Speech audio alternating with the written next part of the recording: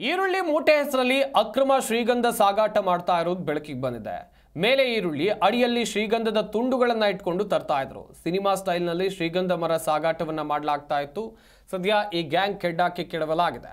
ಟೆಂಪೋದಲ್ಲಿ ಈರುಳ್ಳಿ ಮೂಟೆ ಅಂತ ಶ್ರೀಗಂಧವನ್ನ ಸಾಗಾಟ ಮಾಡಲಾಗಿತ್ತು. ಶ್ರೀಗಂಧ ಸಮೇತ ಆರೋಪಿಗಳನ್ನ ಪೊಲೀಸರು ಬಂಧಿಸಿದ್ದಾರೆ. ಆಂಧ್ರದಿಂದ ಶ್ರೀಗಂಧವನ್ನ ಕಳ್ಳತನ ಮಾಡಿಕೊಂಡು ಅಕ್ರಮವಾಗಿ ಖರೀದಿ ಮಾಡಿರುವಂತ ಶಂಕೆ ವ್ಯಕ್ತವಾಗ್ತಾ ಇದೆ. ಕರ್ನೂಲಿನಿಂದ ಬೆಂಗಳೂರಿಗೆ ಶ್ರೀಗಂಧವನ್ನು ತರ್ತಾ ಇದ್ದಂಥ ಗ್ಯಾಂಗ್ ಅರೆಸ್ಟ್ ಆಗಿದೆ. ಬೆಂಗಳೂರಿನ ಡೀಲರ್ ಜೊತೆ ಸಂಪರ್ಕದಲ್ಲಿ ಇತ್ತು ಈ ಗ್ಯಾಂಗ್ ಎನ್ನುವಂಥ ಮಾಹಿತಿ ಇದೆ. ಡೆಸ್ಟಿನೇಷನ್ ರೀಚ್ ಆಗುವ ಮೊದಲೇ ಪೊಲೀಸರ ಕೈಗೆ ಲಾಕ್ ಆಗಿದ್ದಾರೆ. ನಾಕಾಬಂದಿ ಹಾಕಿ ತಪಾಸಣೆ ಮಾಡಿ ಆರೋಪಿಗಳನ್ನು ಬಂಧಿಸಲಾಗಿದೆ. 1 ಕೋಟಿಗೂ ಅಧಿಕ ಮೌಲ್ಯದ 750 kg ಶ್ರೀಗಂಧವನ್ನು ವಶಕ್ಕೆ ಪಡೆಯಲಾಗಿದೆ. 3ರನ್ನ ಅರೆಸ್ಟ್ ಮಾಡಲಾಗಿದೆ.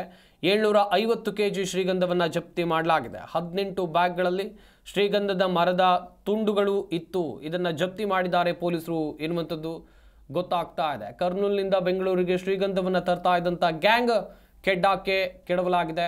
ಹೆಸರಿಗೆ ಈರುಳ್ಳಿ ತರ್ತಾ ಇದ್ದೀವಿ ಅಂತ ಹೇಳ್ತಾ ಇದ್ರು.